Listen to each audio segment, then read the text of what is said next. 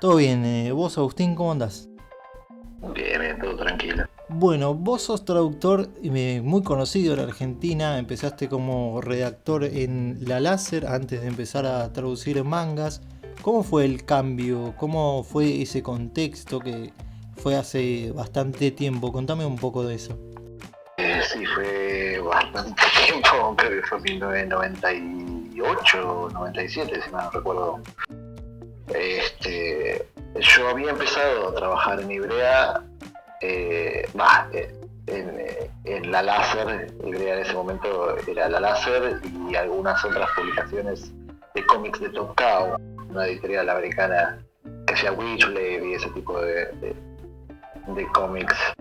Gracias a que yo sabía japonés inicialmente. Leandro y yo nos conocíamos porque él, antes de tener una editorial, tenía una comiquería y yo le compraba cómics americanos a él. Todo lo que era Marvel y DC. eh, Iba a su comiquería, digamos, todos los viernes y así empezamos nuestra relación de amistad. Un par de años después, él me contacta porque necesitaba ayuda con unos nombres en japonés de las Sailor Moon, digamos, todos los personajes. Él sabía que los nombres significaban cosas y me pidió ayuda para redactar una pequeña explicación para la láser, y así de una láser a otra terminé participando en la revista. Él y yo prácticamente la escribíamos completa. Mi aporte, aparte de redactar las cosas de humor, era poder leer las revistas japonesas en esa época, comprar la New Type o ese tipo de revistas donde vaticinaban las series que iban a ser hit ese año en Japón. Era como la posta que no tenía nadie. Entonces, a partir de mi conocimiento de japonés de ese lado, fue que empecé a trabajar en la revista.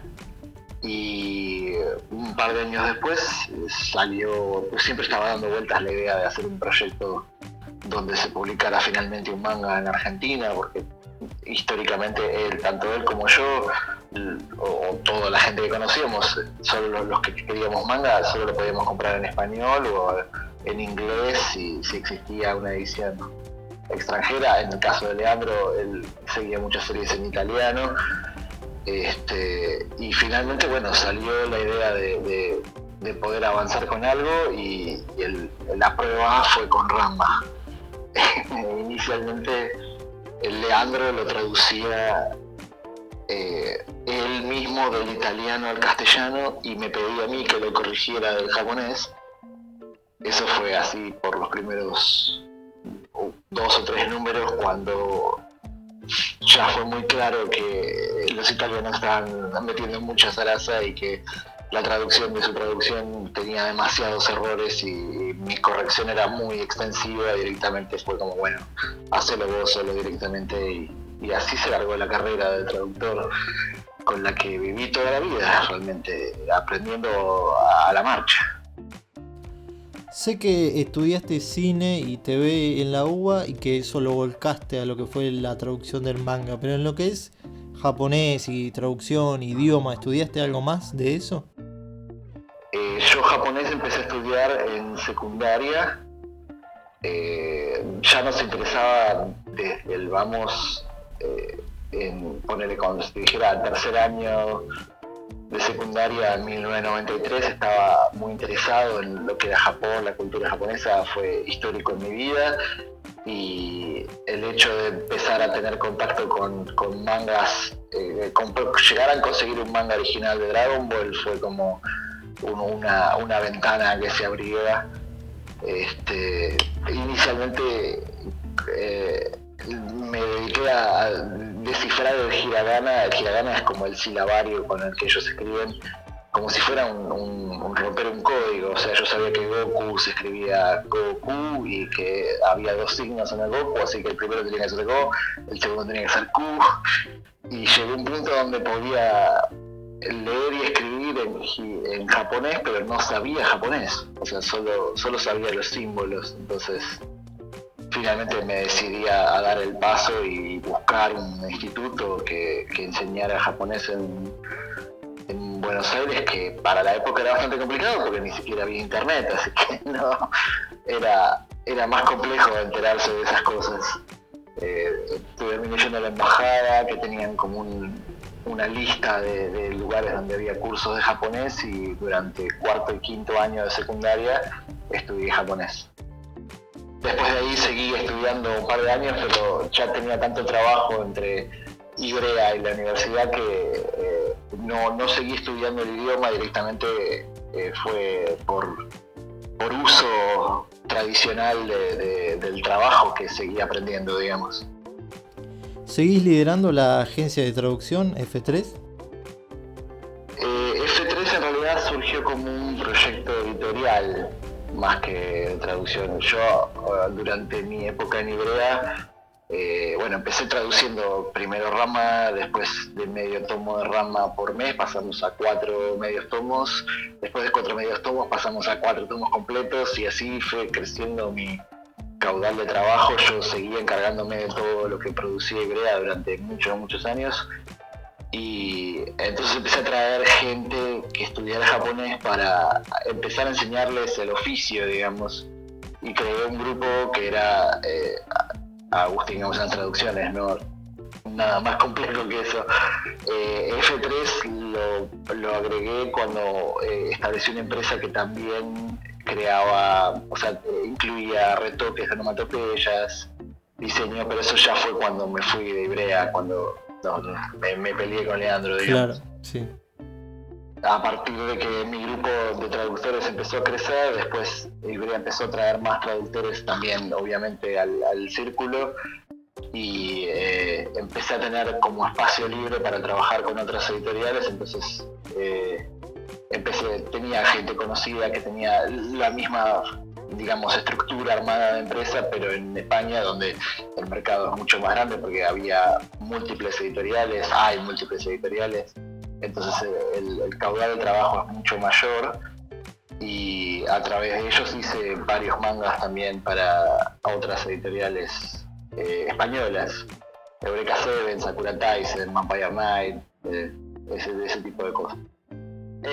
Trabajando ahí también pude hacer guiones para el doblaje de anime en España, que fue una experiencia bastante extraña, que era algo que no tenía ducho, pero fue interesante porque tenés que matchar los movimientos de boca al diálogo que va a ser en español, digamos. Entonces era bastante interesante. Bueno, me decías que que trabajaste en España en lo que es traducción de doblaje para España. Para doblaje para España, exactamente. Para Naruto fue, de hecho. Estudio de doblaje que hacía los doblajes para televisión de Naruto, básicamente. ¿Y cómo fue esa experiencia, además de matchar boca con diálogo?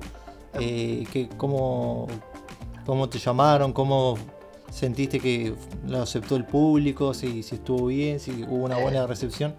La verdad, de cómo terminó el trabajo en la realidad no tengo la menor idea, porque en televisión, en ese tipo de cosas, se manejan tiempos muy diferentes en cuanto a cuando terminas el guión, cuando sale esa cosa, cuando termina siendo emitida en televisión. Yo simplemente, lo que más me gustó de la experiencia fue, primero tratar el desafío de tener que escuchar y escribir en simultáneo, y andar yendo y viniendo con la misma frase una y otra vez hasta que encontrás una forma de no meterla en un globo, sino meterla en un movimiento de cuadros de boca. También depende cómo está hecha la boca, tenés que matchear. Si la boca es muy grande, no le podés poner tiene que ser, claro. Tenés que usar vocabulario particular. Entonces fue bastante interesante. Los capítulos de Naruto justo eran entre, creo que el 170 y los 20 y pico, así que eran de relleno completamente aburridos, pero fue muy interesante también porque digamos, te daban el capítulo y aparte había como un PDF con las notas de producción, que eran los diálogos originales del guión, que por ahí terminaban un poco modificados según cómo el actor vocal lo hubiera interpretado o lo que sea, pero mal que mal era prácticamente parecido. Y también había notas de los animadores con diseño de personajes y cosas por el estilo de producción japonesa que nunca había visto antes. Fue una experiencia particular para alguien que toda la vida se dedicó a leer mangas y escribirlo en la computadora y nada más. Y imagino que como toda la gente que trabaja en el medio, y especialmente en Ivrea, que es una empresa muy pasional que se caracteriza ahora que estás en Ivrea, que toda su gente es muy fanática del anime y del manga, más allá de simplemente el hecho de hacer el trabajo, ¿no? De verlo como un trabajo. Sí. Actualmente, ¿estás viendo o leyendo alguna serie de las actuales? ¿Qué series fueron las que te marcaron para ir por el rumbo del manga, para meterte en el medio? Sí, tal como vos lo decís, para mí el manga fue una pasión, o sea, más allá de mi trabajo, era mi hobby eterno durante mucho tiempo, sobre todo mientras empecé con la carrera de traducción, o sea, toda esa parte de Ranma, Evangelion, Kenshin. Kenshin era mi manga favorito después de Dragon Ball. Más que nada justamente porque yo era muy fanático de lo que era cultura japonesa histórica, y yo había conocido Kenshin a través de que comprábamos los Shonen Jumps originales cuando salían en Japón en esa época, 93, 94, que no había internet, no había forma de saber qué estaba pasando con Dragon Ball. Descubrimos que se publicaban los Shonen Jumps y encontramos una librería que era un servicio de courier acá en Argentina, que traía mangas y traía suscripción de Shonen Jump. Entonces, a través de tratar de comprar el Shonen Jump para ver en qué iba la saga de Majin Buu en el manga, fue que descubrí un montón de otras series que aparecían ahí, entre ellas Kenshin, que me voló la cabeza, y fue una de las primeras cosas que publicamos en tomo completo cuando Ivrea empezó ya establecida con los medios tomos de Evangelion, Macro 7, Ranma y todo eso. Cuando empezamos a hacer tomos completos con Sakura, con Rurouni Kenshin, fue como mi serie más importante, así emblemática. Y después de eso, yo prácticamente pude traducir absolutamente todo lo que fue importante para mí. Creo que lo único que no llegué a traducir, que me hubiera gustado traducir, es Dragon Ball, pero porque en esa época yo ya estaba trabajando en LARPing, o sea, trabajando para LARP como cliente, y no tenía relación con Ivrea en ese momento. Esa fue la gran pendiente que no me quedó. Pero más allá de eso, encima, como mi trabajo al final en Ivrea, incluso aparte de traducir, era ir con Leandro año tras año a Japón a hablar con los japoneses, pero también a meternos en las librerías y leer todo lo que había disponible y tratar de encontrar el próximo manga bueno, el próximo manga que pegara cuando ya no había, cuando ya tenías todas las cosas importantes publicadas, digamos. Yo empecé a comprar One Piece y Naruto por mi cuenta en Japón, y habré comprado 30, 40 tomos de cada una. O sea, yo volvía de Japón con un bloque de papel pesadísimo, insoportable de cargar, hasta que ya llegó un punto donde era como no, entre lo que trabajo y colecciono, más lo que colecciono por mi lado, era una casa entera llena de tomos. Que las bibliotecas arrancaban las paredes y se caían todas, así que decidí un día vender mis colecciones de One Piece y Naruto, sobre todo a un instituto de japonés que los iba a usar para enseñarle a sus alumnos acá. Y al mes siguiente fue que el ARP empezó a publicar eso y empezó a llegar la colección de One Piece y de Naruto de vuelta de nuevo a mi casa a la fuerza. Y actual, no sé, Promised Neverland, Kimetsu no Yaiba, alguna de esas tan nuevas. Soy honesto, actualmente ya es como que el manga quedó un poco atrás en mi vida. Ya llevo demasiados tomos traducidos, es como que cuando tengo tiempo prefiero dedicarlo a otra cosa más que al manga específicamente. Prefiero...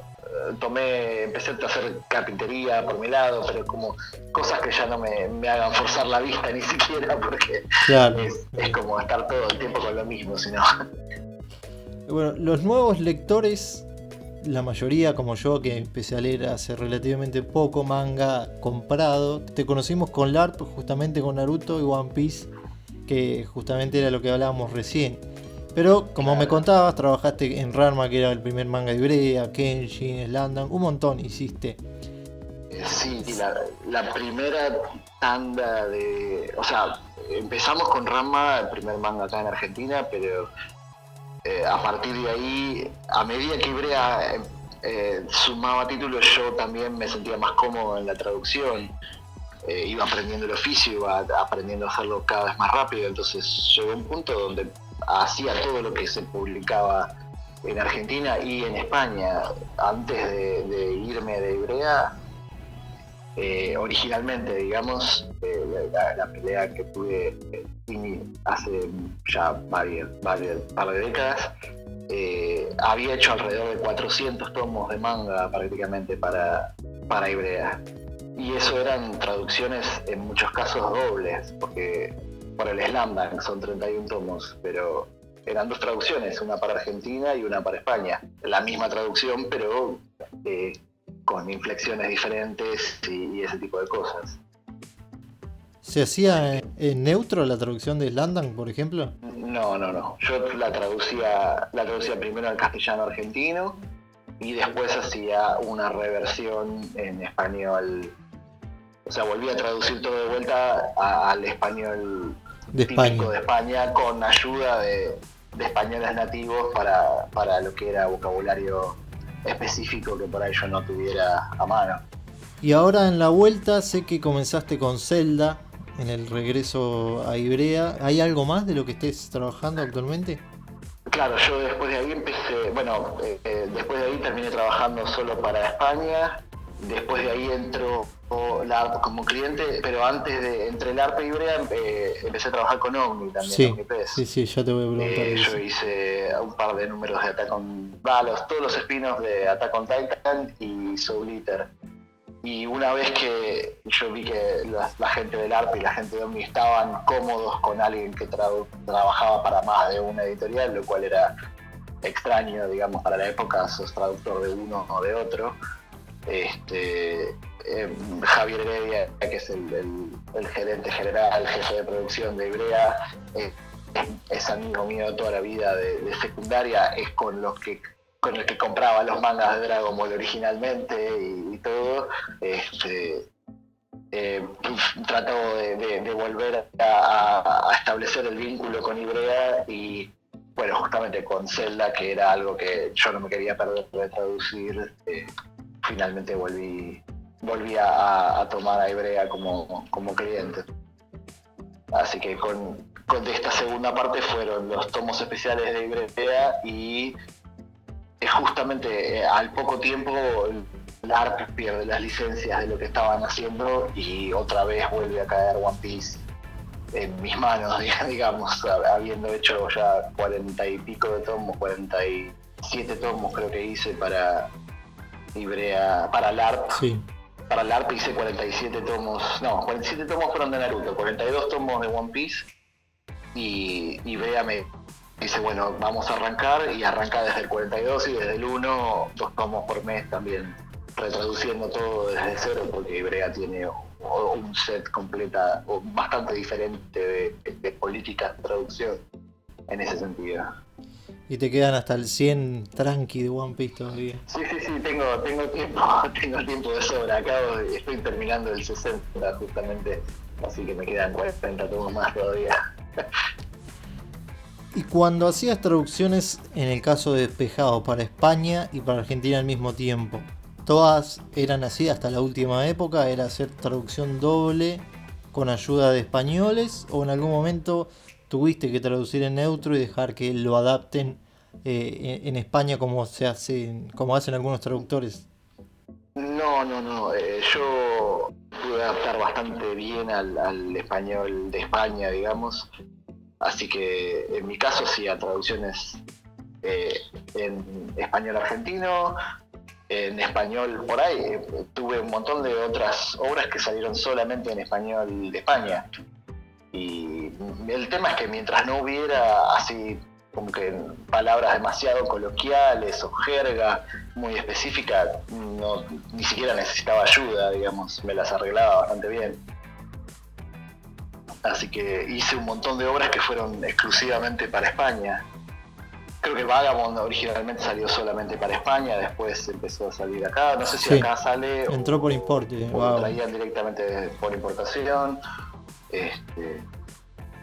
Catherine Kaiso era una serie muy particular española que tenía un montón de jerga, así que ahí sí necesitaba bastante ayuda, pero cada una se mueve así, pero yo hacía cosas para ambos lados. Donde sí tuve que traducir en neutro fue con Omni, que Omni tiene esa política específica de traducción en neutro. Más allá de eso, LARP tampoco quería hacerlo en neutro, así que LARP tenía como hacerlo en español argentino, obviamente, pero con por ahí un target un poquito más joven, porque su propuesta editorial original era tratar de venderlo a los chicos de primaria que veían las animaciones, digamos. Los que veían One Piece y Naruto por televisión como niños, que es el target original de los mangas, digamos. De esos dos al menos. Claro, y justamente hablando de España, hace un tiempo, hace muy poquito hablé con Pablo Farías, que es otro traductor de Ibrea, que él traducía para España At Age, que es un manga que se canceló porque el autor tuvo un caso de abuso de menores, un caso bastante turbio. Igual que le pregunté a él, en tu caso, me decís que Kenshin fue una serie que te marcó muchísimo. El caso de Nobuhiro Watsuki, que también tuvo una suerte de prisión, una demanda, una especie de juicio, porque él también tenía material de pedofilia en su computadora. Tu traducción ahora, de alguna forma, se mezcla con lo que fue esa obra, que para bien o para mal hay gente que ahora no lo puede leer y hay gente que sí, que lo defiende. Digamos, se divide, ¿no? Se polariza y se polemiza ahí la situación de la obra. Sí, absolutamente. Me dio bastante mucha bronca, que es lo que pasa en estas situaciones, porque vos sentís que las acciones personales del autor arruinan un producto que en el fondo el producto no refleja absolutamente nada de ese aspecto de ese autor. En el caso de Watsuki, sé que él tuvo que pagar una multa y medio que lo dejaron todo así en la nada, lo cual tampoco me hace mucha gracia, pero bueno, es como se maneja la sociedad japonesa en ese sentido y muchas veces uno tiene que hacer tripas corazón cuando hace esas cosas, pero la verdad me da mucha pena porque yo personalmente estaba muy entusiasmado por ver el regreso de Kenshin, que había un montón de planes de continuación de la historia y como te decía, era una obra que para mí fue clave y en este sentido es algo que me imagino todos en esta época moderna donde se sabe todo de los autores, tenemos que hacer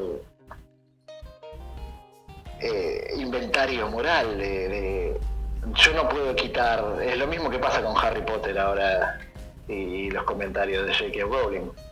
Harry Potter será lo que fue, significa lo que significa para un montón de gente y la obra en sí, los que puedan separarla de las acciones o los dichos de su autora la podrán seguir disfrutando y los que no, pero no voy a juzgar a los que sí lo hacen porque no.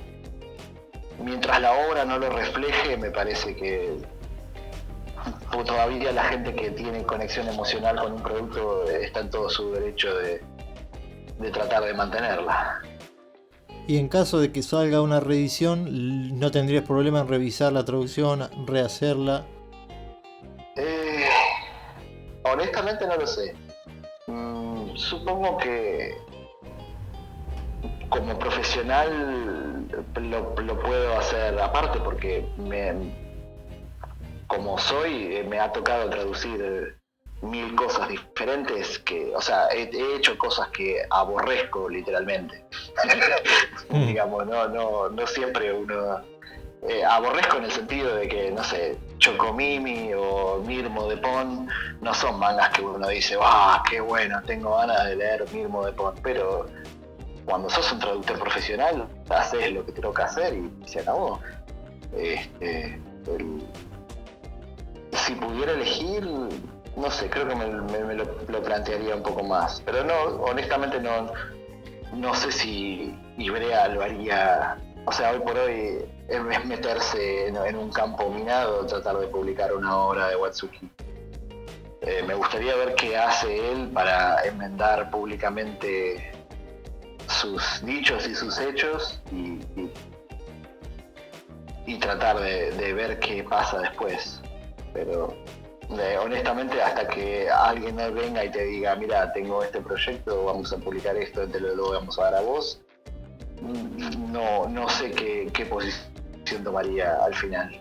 Creo que sería hipócrita decir, no, yo nunca lo voy a hacer sabiendo que no me lo van a ofrecer y después tener que, bueno, si es trabajo y necesito el trabajo, es otro tema, pero prefiero decir que en este momento que no sabría qué hacer realmente. Me da mucha pena que haya llegado a este punto de la situación.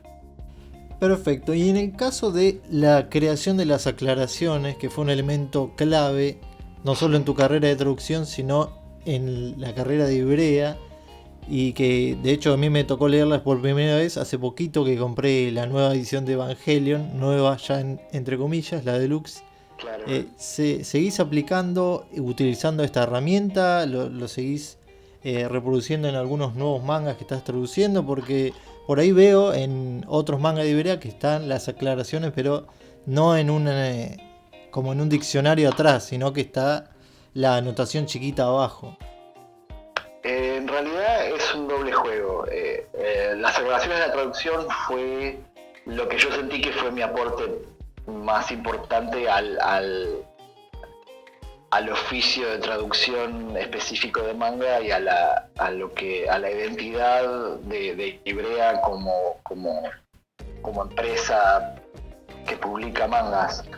Originalmente partió de la necesidad y de la bronca siempre de leer las cosas, como te decía, en otros idiomas. Uno se tiene que hacer tripa corazón y leer la edición española de Rama si querés leer Rama, o la edición italiana de Rama, y sabés que hay un montón de errores y un montón de falencias, y el querer transmitir más de lo que la obra dice porque hay cosas culturales que no enganchan. Y en ese momento fue hablar con Leandro largo y tendido de, mirá, yo quiero generar esta sección extra, quiero usar la palabra boken en vez de poner palabra de espada de madera, quiero explicarle a la gente que cuando se dan la mano significa un poco más que darse la mano acá en Argentina.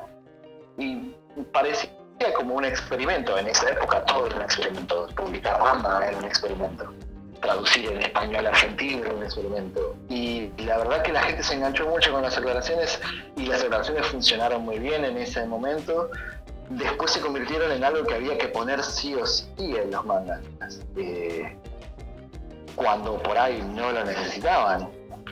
Pero ya eran como algo tan intrínseco de la personalidad, entre comillas, de Ibrea como empresa, que ponele un manga como Battle Royale tenía que tener aclaraciones y no había nada que aclarar porque no había ninguna cosa especial que no pudiera ser transmitida en el globo mismo. Así que ahí siempre yo terminaba generando contenidos extra, como traducir openings, traducir endings, traducir cosas, o en el caso de Baron Gong de Battle Royale, terminé hablando de cómo otras ediciones habían adaptado el mismo material, las películas. O sea, se convirtió casi como en una sección extra de contenidos, más que solamente una herramienta de traducción. Eh, Después empezó a hacer algo que se ponía o no se ponía según la necesidad, que es como se está planteando ahora. El LARP también, cuando yo entré al LARP yo les dije, mirá, yo suelo hacer declaraciones de traducción, si ustedes quieren hacer declaraciones de traducción o no. Obviamente, si no tenés aclaraciones de traducción, tenés que saber cómo vas a escribir el manga de otra manera. Vas a, por ahí, aclarar un par de cosas más adentro de los globos o no, vas a ser más explicativo en ciertos conceptos o no. En el sentido del ARP, al principio, por ejemplo, algo muy gracioso que sucedió fue que los japoneses no tenían tanta confianza con ARP como sí tenían confianza con Ibrea.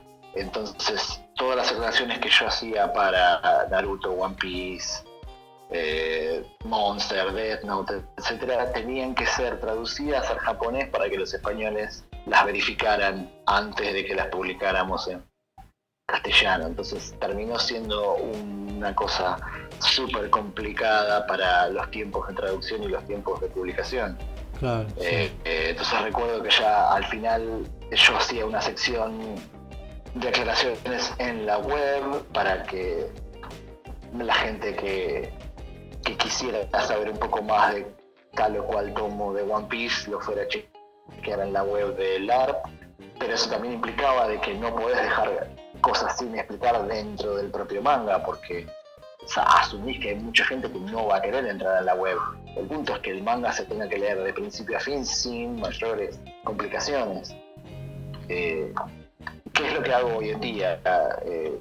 Incluso con One Piece para Hebrea, hago aclaraciones cuando las cosas requieren una cosa más compleja, más específica. Bueno, miren, esto es así, así, así, este es un actor, está referenciando a un actor o a tal serie o tal cosa. Si lo puedo aclarar dentro del globo o dentro de la propia lectura directa del manga, con una nota al pie o con un pequeño asterisco en algún lado, prefiero hacer eso para no interrumpir, para que el lector pueda leer el manga de principio a fin sin trabas, digamos. Claro, bueno, justo hablando con Natalia el otro día, y también Natalia Ferreira es otra traductora de Ibrea que tiene sus años, Sí, la conozco. me dice que te tiene como el senpai, como el sensei, ¿no? Como que te tiene mucho respeto por haber tenido toda la trayectoria que tenés con Ibrea. ¿Sos una suerte de guía, de gurú para los traductores nuevos? ¿Solés, no sé, corregir traducciones o dar consejos? ¿Te ven así realmente dentro de Ibrea? No, o sea,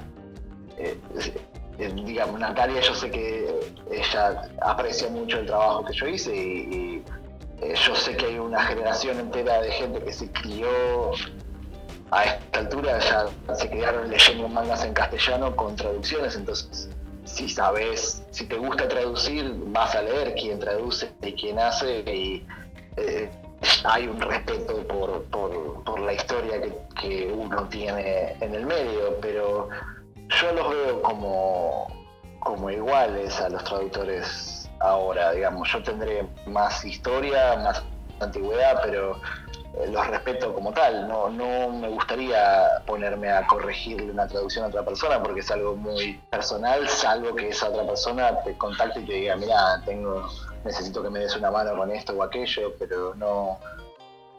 En general no suelo leer traducciones de otras personas porque es como que siempre vas a encontrar del pelo al huevo o estar pensando yo habría dicho o hecho tal cosa diferente.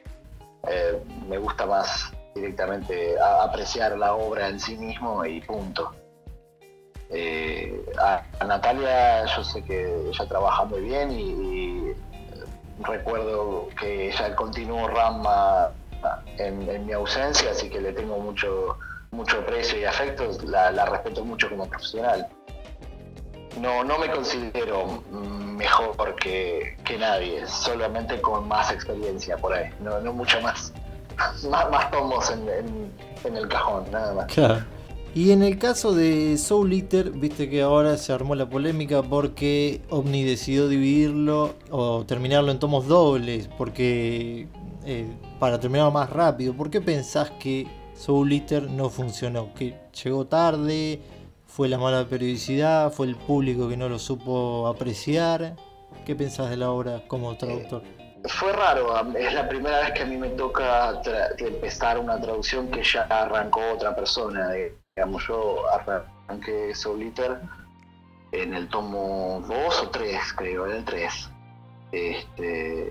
Y yo sé que justo fue una época bastante complicada del mercado en general, así que nunca juzgo a las editoriales por las decisiones que toman respecto de cómo sacar cada cosa, porque es el trabajo editorial es muy complejo. Yo con F3 también traté de sacar revistas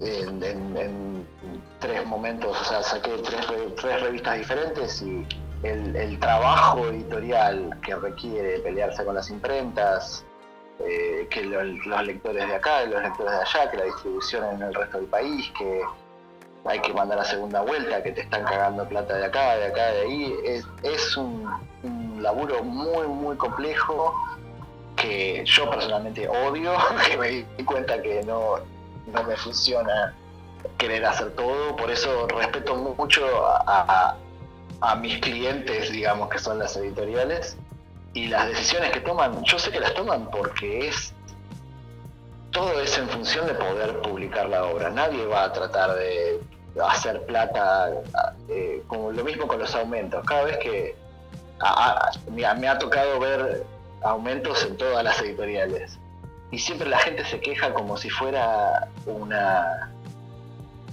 cosa de avaricia del editor. Y el editor en realidad lo que quiere es publicar el manga o la revista que sea al menor precio posible. Eso lo sé como por haber publicado yo también cosas. El precio es lo menor, que es lo más barato que yo puedo publicar sin que me asegure vender el poder seguir publicando el próximo.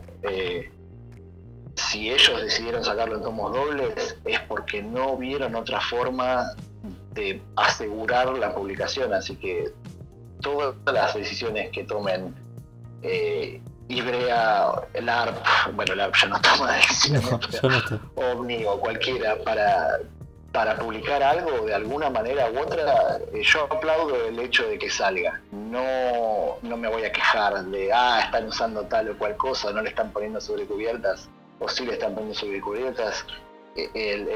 Lo loable es el intento de publicar, y la fuerza y el esfuerzo que requiere, la dedicación que requiere coordinar todo un montón de otros factores para que esa cosa llegue a un cuadrado de papel en las manos de la gente, y eso es lo que valoro. ¿Y qué opinás respecto a Omnipress y su traducción, que es neutra, pseudo-neutra, es a veces mixta entre neutro y modismo, teniendo históricamente el mercado nacional, tu primera traducción con Ivrea, que era como de un español muy rioplatense con muchos modismos? Sí, a mí personalmente el español neutro no me gusta.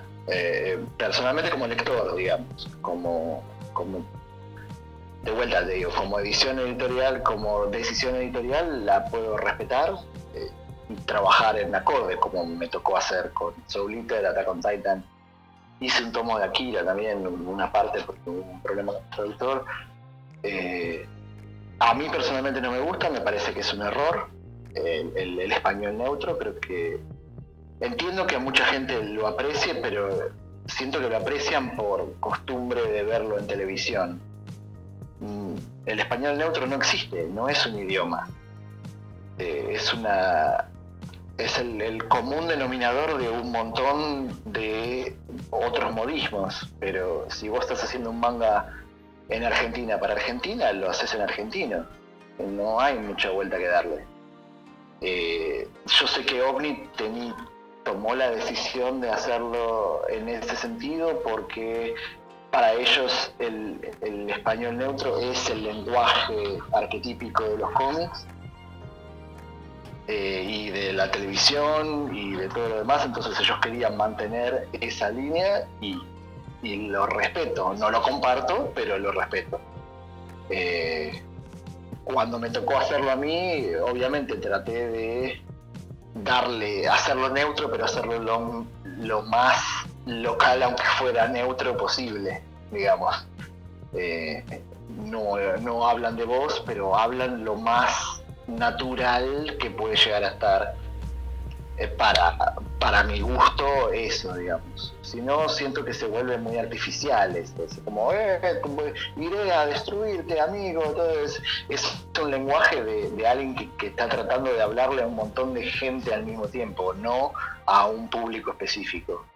Sí siento que nuestras primeras ediciones, por ejemplo, Rama específicamente, como que se pasaba de lado. Si ahora lo ves, es como que había puteadas a trochimoche, era Sí, sí, demasiado. ya se moderó el Es lenguaje como libre. la corrección para el otro lado, es exagerado en ese sentido, pero lo valoro porque también era la pasión del momento. O sea, si vos o sea, la gente ahora tiene la discusión porque tiene poder de decisión, tiene capacidad de decidir o de juzgar quién medita, quién produce, quién traduce. En esa época no había nada. Los fans consumíamos lo que conseguíamos de otros países. Entonces toda la vida tuvimos que leer modismos españoles de punta a punta, en mi caso, por ejemplo. Hasta que empecé a poder entender el manga en japonés. Las películas de todo lo que era Dragon Ball, por ejemplo, era todo español. Y era español, no español neutro. Entonces, cuando lo vamos a sacar acá en Argentina, le vamos a poner todo lo argentino que podamos ponerle, porque es un tema de orgullo y de ser propio, digamos, de hacerlo propio al producto. Entonces, me parece que en esa época fue, digamos, ahora leyéndolo hoy, en 2020, algo que hice en 1998, 99, sí, me parece un poco exagerada la forma en la que está, pero tampoco era tan buen traductor en esa época, porque apenas estaba empezando, y era toda una mezcla, digamos. Creo que hoy mis traducciones, específicamente las mías, más allá de lo que hagan otras personas en Ibrea también, son en argentino, tienen puteadas, tienen modismos, pero son un poco más medidas, si se quiere. No me gusta poner cosas que solo se puedan entender si sos de Buenos Aires, digamos. Pero sí son para Argentina y eso no cambia. Eso no se mueve, digamos. Perfecto, y bueno, hace un tiempo justo estábamos hablando del ARP, yo también hablé con uno de los chicos del ARP que me contó en su momento que el dólar y una suerte de complicaciones económicas terminaron de llevar a la ruina la editorial. ¿Cómo veías vos a la empresa desde afuera, ya que trabajabas para ellos, no dentro de la editorial, no eras parte de ellos, sino que traducías para ellos? ¿Te parecía que era una empresa seria o que eran unos pibes que hacían medio todo en joda, como la historia medio los juzgó? Es raro porque, como te decía, mi experiencia original fue estar en Ibrea, donde cada cosa que uno hacía en Ibrea era algo súper personal, súper personal, querido, con mucha pasión, con mucha emoción metida en el medio, pero que justamente eso también fue lo que llevó a que se generaran peleas del calibre que terminaron surgiendo para que yo me fuera de ahí. Entonces, a partir de ahí yo empecé a tomar una actitud, si se quiere, más profesional con el trabajo, más impersonal, en el cual yo no me iba a meter en las decisiones editoriales que tomara cada cliente, fuera LARP, fuera Omni, fuera un Enat o Pan o cualquier otra editorial española. Yo entendía mi trabajo y no trataba de mantenerme como un poco más separado de las decisiones editoriales, justamente para no involucrarme, no corromper el trabajo de mi emoción respecto de cómo salía o no tal cosa. Si a mí me gustaba cómo estaban imprimiendo o no el manga, no tenía por qué afectar mi trabajo como traductor. Yo vi a la gente del arte, vi 3 personas muy apasionadas por lo que hacían, y como te digo, yo también venía de hacer mis propios intentos de imprimir cosas y editar cosas, así que cualquiera que edite algo para mí merece respeto, salga bien o salga mal. Sí puede ser que por ahí eran muy jóvenes o no, pero yo nunca dudé de su capacidad. La verdad es que el hecho de que existiera el arte permitió de alguna manera que los japoneses liberaran un montón de licencias que no se habrían liberado acá en Argentina si no fuera porque entraron ellos. Cuando Japón le da Naruto y One Piece al ARP, está al mismo tiempo en el que Ibrea recibe Bleach y Dragon Ball. Es algo que sucede a propósito, porque Japón no quiere que una sola editorial tenga el control de todas las obras. Claro. En ese sentido, o al menos así lo veían en su momento. Entonces ellos querían que hubiera una competencia, querían que hubiera más de un grupo editorial en Argentina, y por eso distribuyeron las licencias como las distribuyeron. Entonces, si ellos no hubieran estado, yo creo que Dragon Ball hubiera tardado más en salir por ahí, o quién sabe. Por eso valoro el esfuerzo que hicieron. Claramente se quedó corto, y yo de vuelta no sé qué decisiones, cómo manejaban la plata, cómo manejaban sus finanzas o las cosas, y más allá de lo que yo me haya enterado, digamos, de por afuera, nunca me quise meter demasiado en ese tipo de cosas, porque mi trabajo se tiene que mantener profesional, más allá de yo les entregaba al ARP, encima le producíamos los tomos por completo, salvo por las tapas, digamos. O sea, le hacíamos retoques de onomatopeyas, el letreado, le entregamos la edición entera, digamos, a diferencia de una traducción sola. Entonces yo podía corregir globos, corregir diseño, había mucho que tenía control sobre el producto del ARP hasta que se lo daba a ellos. Después de ahí yo trataba de no volver a ver cómo salía impreso ni cómo aparecía tal o cual cosa, porque ahí sí empezás a decir, ¿por qué están haciendo tal cosa? ¿Qué pasa con esto? ¿Qué pasa con ello? Yo haría tal o cual cosa, y no es mi lugar hacerlo. Entonces me quedé, traté de mantener como una especie de muralla china que dividiera eso para no hacerme la cabeza. Una relación profesional, básicamente. Claro, de cliente y de estudio de producción, y nada más. Que ellos hicieran lo que les parecía correcto con los productos que yo les entregaba. Dentro de todo, igual pudieron hacer bastantes cosas. O sea, tuvieron muchos años de trayectoria, no una historia tan larga como la que tiene Ibrea, obviamente, pero Death Note lo pudimos hacer completo. Yo les debo haber producido alrededor de 150, 160 mangas en total a ellos, lo cual es bastante para un periodo tan relativamente corto de tiempo. No sé si tuviste la chance de tener un manga de Panini y de leer un poco de sus traducciones, de los que están editados para Argentina. Sé que Panini me contactó en su momento cuando me contaron que iban a republicar las cosas que estaba haciendo LARP. Obviamente como yo les había vendido el producto completo cerrado al ARP, mientras ellos reimprimieran las cosas como estaban, yo no tenía ni voz ni voto en el asunto. En su momento estaba con mucho trabajo yo aparte de otro lado, así que no me quise meter en cómo iban a terminar adaptando el resto de Naruto, por ejemplo.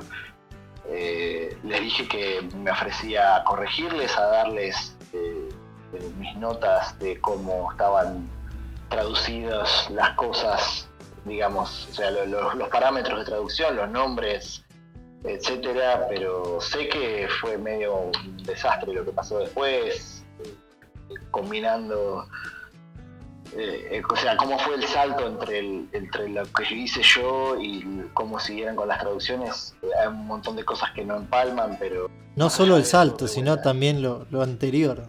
Lo que se hizo bajo mi nombre, digamos. Sí, lo que ya estaba hecho. Por ejemplo, el tomo 9, el tomo 10, 11. Que yo lo estoy comprando, Naruto, ahora de Panini y varios más.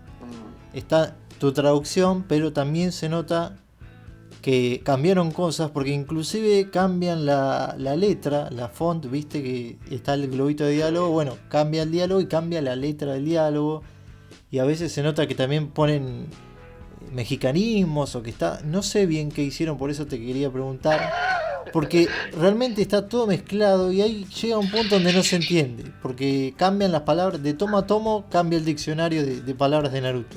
Claro, yo sabía que Panini en realidad ya tenía los productos hechos, o sea, que en realidad lo que pensaba era traer su edición mexicana acá y punto.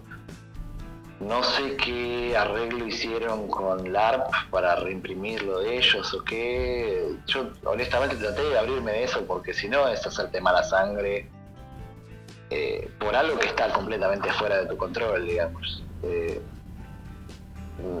Personalmente yo pongo las manos en el fuego por lo que hice en Naruto en esos 47 tomos que salieron publicados en LARP. Más allá de eso, lo que después haya hecho Panini, qué sé yo. De vuelta, el hecho de que igual lo están sacando, yo sé que mucha gente estará enojada con que una traducción no es fiel, con que una traducción tiene cortes o lo que sea. A mí me da bronca, pero por lo menos lo están sacando. No sé qué otra forma justificarlo. Yo no lo compraría, pero yo no compro traducciones, así que es muy particular mi punto de vista. Entonces no te volvieron a contactar para, no sé, corregir o revisar o por algún diccionario, fue solo esa primera vez. Yo solo tuve un llamado, les conté que no podía hacerme cargo de la traducción, pero que contaran conmigo para todo lo que necesitaran justamente para mantener la continuidad. Que si querían, no tenía problema en revisar los guiones o en darles ayuda si la necesitaban. Nunca más me contactaron y ahí quedó todo. Así que no sé realmente qué hicieron, qué decisiones tomaron, si acá, si allá, porque también había como un tema de que era Panini Argentina o no, que las decisiones venían de la casa central de Panini, o nunca más volví a tener contacto con ellos y así que no traté de no saber más nada del tema, porque si no te pones, te empiezas a hacer mala sangre y no tiene sentido. Entonces tampoco es cierto ese rumor de que tenían que usar obligatoriamente la misma traducción que ya estaba y seguirla, porque claramente lo cambiaron. No, o sea, lo que yo sé es que LARP les consignó mi producto cerrado, nada más. Después las modificaciones que ellos hicieran al producto, o sea, yo les entregaba un PDF terminado a LARP, por así decirlo. Sí. No es un archivo abierto para modificaciones. Así que lo que el LARP arregló con Panini y lo que Panini después quiso hacer sobre eso de material está completamente afuera de mi conocimiento. Y respecto a otros mangas de Panini de que no sea Naruto, ¿has leído o visto algo al respecto de sus traducciones? No, la verdad que no. No, si te digo que sí te miento, porque yo es como lo que te digo, si a mí me interesa un manga, lo voy a leer directamente del japonés, no me pongo a leer traducciones de otras personas, porque enseguida el cerebro te empieza a trabajar en contra. O sea, empezás a ver como, esto está mal traducido, como que te das cuenta cuando alguien traduce raro una oración. Menos mal que no agarraste entonces uno de Panini. No, pero o sea, por eso te digo, no funciona, es muy raro cuando cuando sabés traducir, te das cuenta cuando algo está mal traducido, aunque no sea tu traducción ni tengas el original al lado. Entonces, es una forma de arruinarte el disfrute de una obra, digamos, leer una traducción. Bueno, te pido una opinión entonces, si no has leído mangas de Panini, porque Panini en un principio se decía, bueno, van a traer una traducción neutra, una traducción mexicana con palabras de modismo de allá. Exacto. Lo que yo tenía entendido era que Panini directamente iba a republicar o traer los tomos mexicanos que tuvieran y punto. En un principio era un híbrido entre mexicano y modismos que no terminaba de mezclarse, pero después Panini metió adaptadores y la adaptación realmente se fue de mambo. Es Ivrea del 2000, porque tiene modismos, meme de los Simpsons, frases de fútbol que vos decís, no entra una frase de fútbol, no encaja en manga posible, no, es imposible que esa frase entre ahí en una adaptación abierta.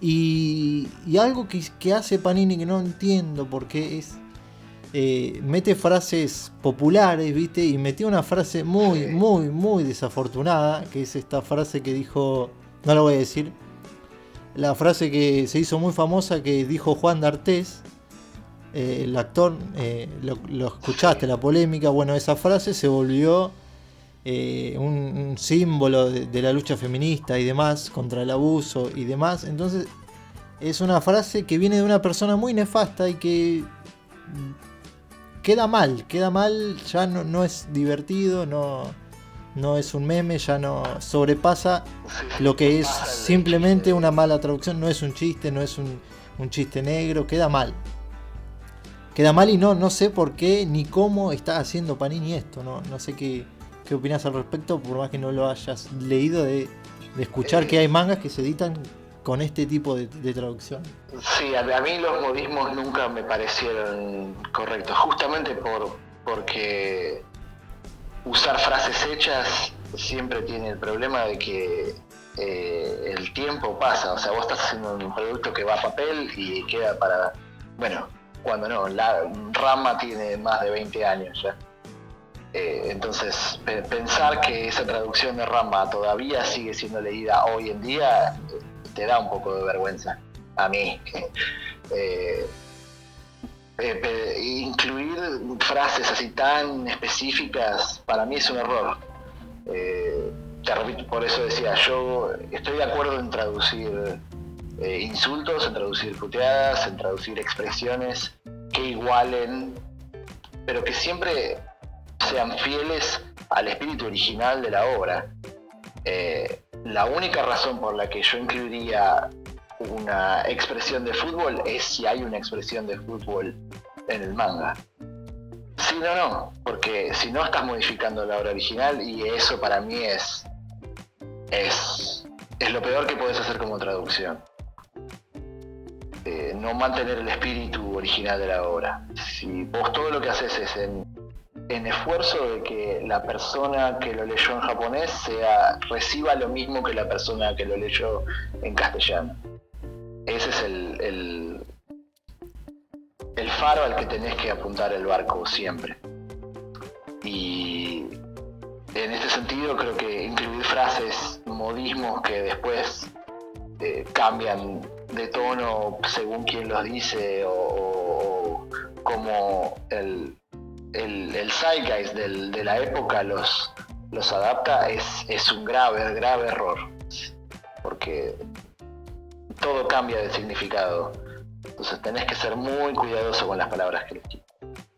Perfecto, y bueno, pasando ahora a un tema más feliz. Sé que el reencuentro con Leandro fue en el marco de la vuelta de la láser. ¿Cómo está ese tema? ¿Cómo se dio esa charla? ¿Cómo se dio la idea de la vuelta de la mítica revista que muchos leímos en su momento, otros no, pero que está en el mítico popular, es una leyenda ya lo que fue la láser, lo que provocó? La reunión con Leandro en realidad surgió porque yo iba a empezar a hacer el Zelda. No fue con ningún motivo de la láser. yo llevaba ya más de 10 años separado de la editorial Librea, y cuando finalmente digamos se restablece la idea de volver a trabajar con ellos, y yo chequeo primero con LARP y con Omni que está todo bien en que yo trabaje con Ibrea de nuevo. Leandro mismo me dice, bueno, si vas a empezar a traducir de vuelta, me gustaría tener una reunión en persona. Y nos juntamos y fue algo muy particular porque, de vuelta, había muchas emociones. En el momento en el que nos peleamos había muchas emociones mezcladas, pero ya habían pasado más de 10 años desde que había sucedido eso, así que era una situación muy particular porque yo iba a reunirme con alguien y por ahí terminábamos a las piñas o no. Por ahí estaba todo bien.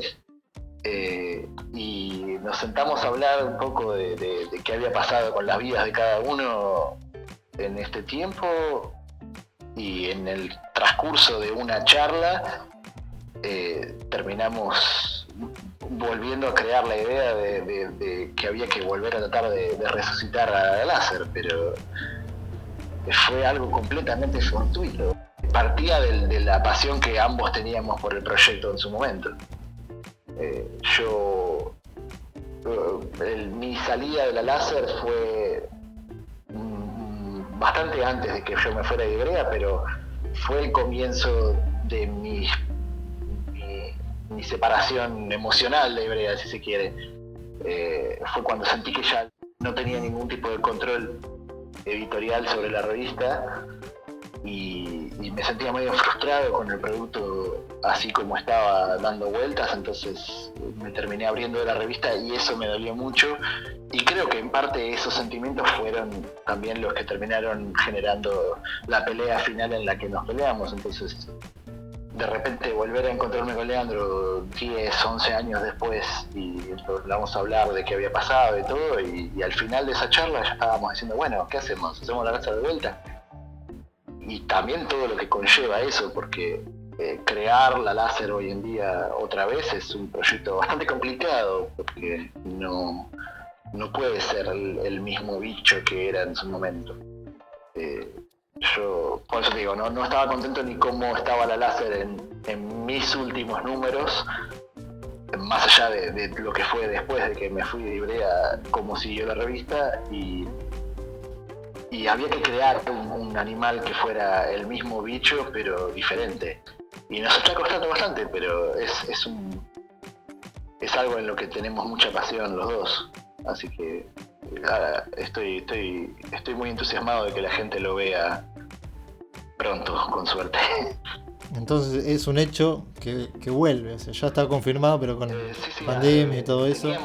Teníamos planes de sacarla mucho antes, pero hubo una caída de dólar espantosa, y después el coronavirus, después miles de cosas ocurrieron en el medio, y todo se terminó dilatando un poco, pero la intención siempre está, y el proyecto ha mutado de forma y de calibre varias veces. Empezó siendo una revista, después un libro, después una novela con un libro atrás, una serie de artículos, que artículos sí, que artículos no. La verdad que mutó un montón de veces, pero estoy bastante confiado con la última versión que estoy trabajando ahora, y yo creo que el año que viene, con suerte, la gente lo va a poder ver. Buenísimo. Y de la época en que vos te separaste de Ibrea, justamente también fue la época donde se separó, más o menos por ahí, Eduardo Di Costa, que fue otro ícono de Ibrea en su momento. No sé si querés ampliar o sabés por qué se terminó yendo él, si se fue por la misma razón que vos, si fue un conflicto general. No, la verdad, Eduardo y yo nunca tuvimos una particularmente buena relación dentro de la empresa misma. Él sí fue una figura constante en la revista, con esa columna que a mí personalmente nunca me gustó, pero sabía que era popular, así que no tenía manera demasiado de discutirla, pero honestamente a mí nunca me me interesó su aporte ni su manera de trabajar, así que él se terminara yendo de Ivrea me parecía igual de positivo. No sé, en esa época estaba medio peleado con todo el mundo, pero nunca fue una situación de que ver a Eduardo Di Costa como alguien entrañable, y por lo mismo jamás se me ocurrió volver a contactarlo cuando decidimos volver a sacar la láser. Sí, en ese sentido de que ahora en este nuevo proyecto yo podía exigir mayor control editorial que no tuve en su momento, no lo volvería a contactar en esta nueva versión, digamos. No creo que se haya ido por las mismas razones por las que me fui yo, porque y menos ahora que él está en Panini, digo. Eso no tengo la menor idea, honestamente no supe más nada de él, no es una persona a la que trato de seguir en qué está haciendo. Has tenido la suerte de trabajar en las 3 editoriales más grandes que tuvo Argentina en los últimos 10 años, que fueron Ivrea, OVNI y LARP. ¿Qué lectura haces hoy del mercado de manga? No sé si estás tan al tanto de la cantidad de licencias de series que caen, si lo ves que está saturado, si lo ves que la gente, que la economía acompaña este crecimiento, si los lectores pueden responder a la velocidad que va, o sentís que se está saturando, que vamos a encontrar un punto donde va a haber muchas series y nadie las va a poder comprar.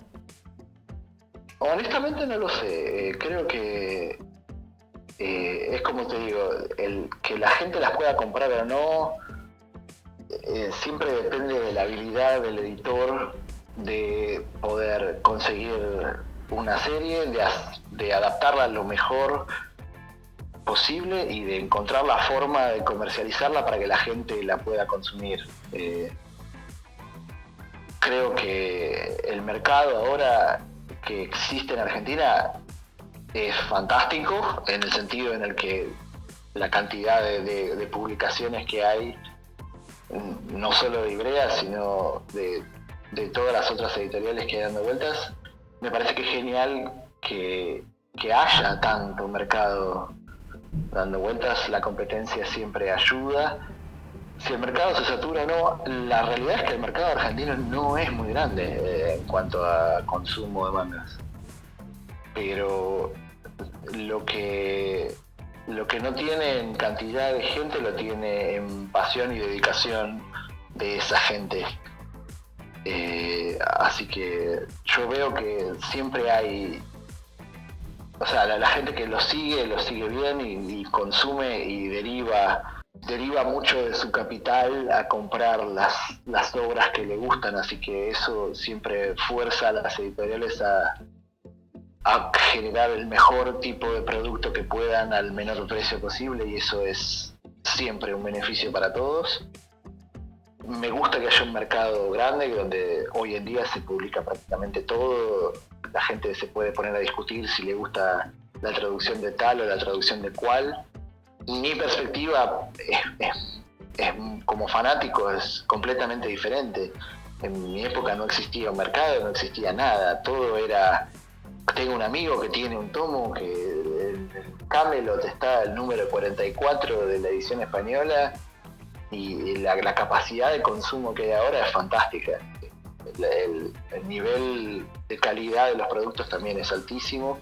Ivrea sobre todo es increíble la calidad de papel, la calidad de impresión, la calidad de los mangas con los que salen impresos, con sobrecubiertas, con pósters, con páginas a colores. Es increíble que ese modelo siga siendo redituable y que puedan publicar la cantidad de cosas que publican. Para mí es increíble con una economía como es la Argentina, ¿no? Pero donde, seamos honestos, todo lo que se produce y en lo que yo trabajo para vivir es todo bienes de consumo completamente secundario, y aún así la gente sigue dedicándole un montón de su capital a consumir esto, así que es notable realmente. Creo que es es un mercado que depende mucho de sus fans, que son pocos, pero son muy fieles y muy dedicados, y al mismo tiempo que las empresas que publican tienen un montón de pasión por lo que hace, porque no es una cosa de publicar con lo que sea porque sí y que salga como salga, y si podemos ahorrar 2 mangos en tal cosa lo hacemos, como es en cualquier otro producto. Digamos, si hacemos galletitas le ponemos 1 gramo menos de azúcar, nos ahorramos tanta plata y así. Acá yo veo todo lo contrario, veo siempre empresas que se esfuerzan por producir lo mejor que puedan producir al menor precio posible, y eso siempre es loable. Bueno, para ir cerrando, Agustín, recién hace el principio de la entrevista me decías que estabas dedicándote a la carpintería, que más que sumergirte en el manga te estabas alejando porque ya tenés una carrera extensa y ya querés abocarte a otras cosas. ¿Cuál es tu futuro en el manga, en la traducción, más allá de One Piece, que sabemos que vas a tener para rato con Ibrea, y que el trabajo mismo de la láser? ¿Te ves agarrando series nuevas? ¿Te ves rehaciendo la traducción, no sé, de Yu Yu Hakusho, de, no sé, de una posible Kenshin, de una reedición de Ranma? ¿Te ves haciendo más de ese tipo de proyectos? Sí, honestamente ahora, digamos, el manga es lo que me da de comer, así que siempre algo tengo que estar traduciendo todo el tiempo, pero mi enfoque principal es tratar de generar la láser, de crear este nuevo láser que funcione en este nuevo paradigma, porque, digamos, si el otro día hablaba con otra persona sobre la láser, y la láser fue un bicho muy específico del momento en el que salió publicado. Era internet sin internet, y como publicás hoy internet cuando está internet, entonces hay que hacer otra cosa, y ese es como un desafío de escritura y profesional más fuerte que traducir tal o cual manga. Obviamente a One Piece le tengo un aprecio personal por el calibre de obra que es, aparte de la historia que tengo con ese producto, así que si puedo pelearla hasta llegar al final junto con Oda, voy a estar haciéndolo. Pero sí, seguramente, honestamente no sé si es necesario que yo haga una retraducción de Yu Yu Hakusho o de Rurouni Kenshin. Si salen reediciones, creo que esas traducciones, si bien son muy previas, no requieren demasiados cambios, digamos, solamente ajustar algunas cosas que por ahí solo puede hacer el equipo de corrección actual que tiene Ibrea, que está muy bien armado. Pero obviamente sí, siempre está la idea de seguir produciendo otros mangas o lo que fuera. En su momento habíamos hablado de por ahí hacer Doctor Stone, pero yo preferí no hacerlo justamente porque, bueno, todavía tenía obligaciones con Soul Eater y estaba todavía haciendo los Zeldas, que ahora ya están terminados, pero siempre si hay espacio para hacer algo más, lo voy a hacer, así que seguramente sea en Ibrea, pero algo nuevo van a ver con mi nombre, sin duda. Perfecto, Agustín, entonces eso fue todo. ¿La pasaste bien? La verdad que sí. Te aprecio mucho la cantidad de información que tenés previa antes de hacer la nota. Estás muy bien preparado, no solo hacer preguntas al voleo y nada más. Sí, me gusta investigar a los que voy a entrevistar, así que bueno, si te parece bien, podemos tener otra entrevista en algún futuro cercano, una segunda parte. Absolutamente, cuando quieras. Excelente, Agustín, entonces muchísimas gracias por tu tiempo, gracias por tu trabajo en Ibrea, que se aprecia un montón, en Evangelion, en cualquier serie que lo lee, cualquiera que esté hace un tiempo en el mundo del manga, sabe que tiene las traducciones de Agustín Gómez Sanz, que tienen una reputación buena y que son, más allá de que haya quedado alguna palabra algún modismo medio antiguo, siempre se disfrutan un montón. Así que creo que hablo por todo el público lector en agradecerte el trabajo que hiciste, obviamente, y también todo el trabajo que ha hecho Ibrea todos estos años. A vos y un abrazo muy grande a todos los lectores y a la gente que todavía, seamos honestos, yo sé que mi trabajo cuando es bueno es invisible, así que aprecio mucho toda la gente que se toma el trabajo de ver quién traduce y quién escribe. Perfecto, entonces gracias Agustín, estamos en contacto Hasta luego. entonces, adiós.